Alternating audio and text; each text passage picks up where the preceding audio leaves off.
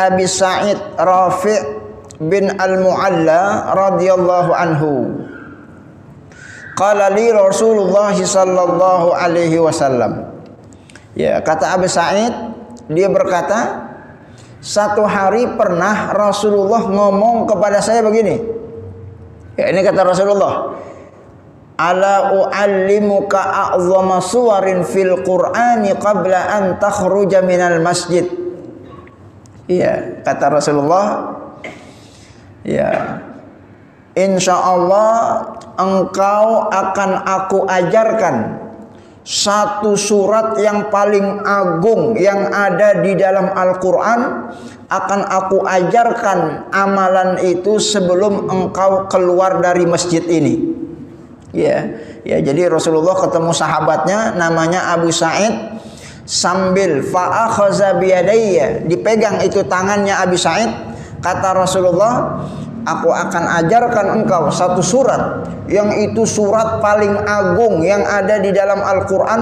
Aku ajarkan sebelum engkau keluar dari masjid, kata Rasulullah.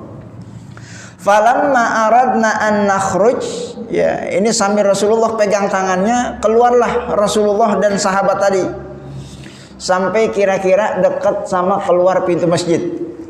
Iya. Kemudian falamma aradna an nakhruja qultu ya Rasulullah. Ya, udah pengen keluar dari masjid, ini sahabat nagih. Ya Rasulullah, katanya mau ngajarin ana satu ayat, satu surat yang paling agung di dalam Al-Quran. Innaka qulta lu 'allamnaka azama suwarin fil Quran. Ya, qala, setelah ditagih Rasulullah kemudian sallallahu alaihi wasallam menyampaikan, qala, Rasulullah bersabda, alhamdulillahi rabbil alamin. Surat apa itu, Pak? Ya, alhamdulillahi rabbil alamin. Ya, hiya sab'ul masani, itu surat yang diulang-ulang, yang terdiri dari 7 ayat. Ya, namanya sab'ul masani, 7 ayat diulang-ulang di dalam salat. Ya, wal Qur'anil azim allazi utitahu, dia adalah ayat Al-Qur'an yang paling agung yang pernah diberikan oleh Allah Subhanahu wa taala. Ya, ini yang disampaikan oleh baginda Rasulullah sallallahu alaihi wasallam. Ya, oleh karena itu jamaah sekalian rahimakumullah, berdasarkan hadis ini kata para ulama menunjukkan bahwa suratul Fatihah itu suratul Fatihah a'zamu suwar fi kitabillah. Ya, satu surat yang paling agung dibandingkan dengan surat-surat lain. Ya, kita ketahui bersama Quran itu kan ada 114 surat. Ya, dari 114 surat itu yang paling agung, itu level yang paling tinggi itu adalah surat Al-Fatihah. Ya, bahkan di banyak hadis disebutkan Quran Al-Fatihah ini disebut sebagai Ummul Quran. Ya, Ummul Quran itu ya ibunya Quran. Atau bahasa lainnya induknya Al-Quran. Ya, karena Rasulullah sallallahu alaihi wasallam sabdakan seperti itu. Ya, maka ini bagian dari surat yang merupakan satu-satunya yang tidak boleh tidak harus dibaca pada setiap orang yang ingin melaksanakan ibadah sholat. Ya, kita ketahui salah satu rukun dari rukun-rukun sholat adalah membaca suratul Fatihah. Ya, kalau surat lain itu nggak wajib dibaca. Ya, sehingga secara fikih Bapak habis walat dolin langsung ruku itu sah-sah saja salatnya selama Al-Fatihahnya dibaca. Karena membaca surat lain itu hukumnya hanya sekedar sunnah, tapi membaca Fatihah ini merupakan rukun dari rukun-rukun salat yang harus dibaca, yang kalau kita tidak baca salat seseorang itu dianggap tidak sah. Ini saking penting dan agungnya surat Al-Fatihah sampai-sampai kedudukannya seperti itu di dalam praktek amaliyah ibadah sholat yang kita lakukan setiap hari. Ya, makanya jamaah sekalian rahimakumullah, inilah rahasianya kenapa ya kaum muslimin biasanya kalau ada mengadakan acara-acara dibuka dengan surat Al-Fatihah. Ya, ada acara tahlil dibukanya pakai surat Al-Fatihah. Ada hajat-hajat, kebutuhan, keinginan biar dikabulkan, kita baca surat Al-Fatihah.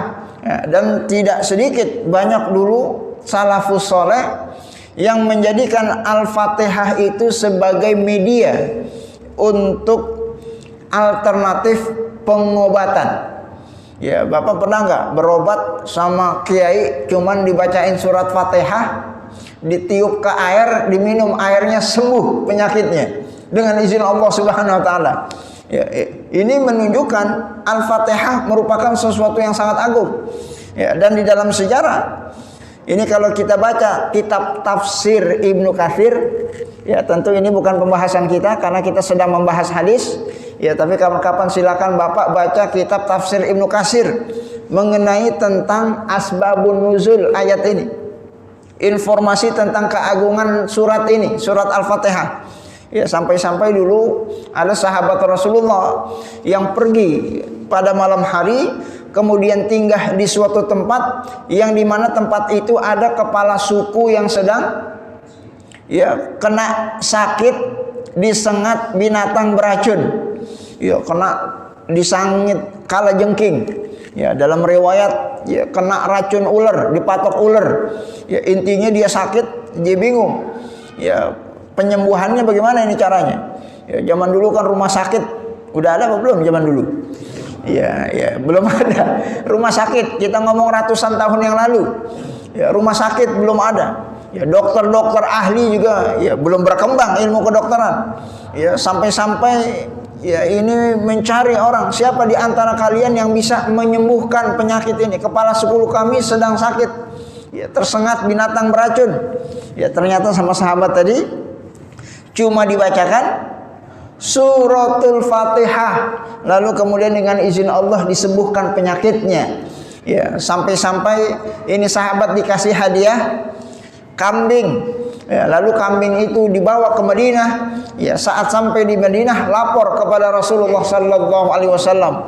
Diceritakanlah sampai-sampai Rasulullah menyatakan, "Dari mana kalian tahu kalau suratul Fatihah itu memang mampu menyembuhkan penyakit-penyakit?" Ya, kemudian Rasulullah sallallahu alaihi wasallam ya ikut mencicipi ya kambing yang dihadiahkan, menunjukkan bahwa mengambil upah dari mengobati seseorang dengan membaca ayat-ayat Al-Quran ini merupakan bagian sesuatu yang diperbolehkan dalam agama kita sebagai mata pencaharian yang halal. Ya, singkat cerita, intinya ada di masa lalu terjadi, dijelaskan oleh para ulama di dalam kitab-kitab tafsir dan kitab-kitab hadis tentang suratul Fatihah yang mampu menyembuhkan penyakit, bukan hanya penyakit-penyakit yang tidak kasat mata, penyakit-penyakit batin, bahkan sampai penyakit-penyakit fisik. Ya, disengat kalajengking, dipatok ular beracun, alhamdulillah dengan izin Allah disembuhkan. Ya, oleh karena itu jamaah sekalian rahimakumullah, jangan pernah ragu ya kita membaca surat Al-Fatihah ini, karena surat Al-Fatihah ini merupakan satu surat yang paling agung dan itu disampaikan oleh baginda Rasulullah sallallahu alaihi wasallam. Hadisnya sahih riwayat Imam Bukhari.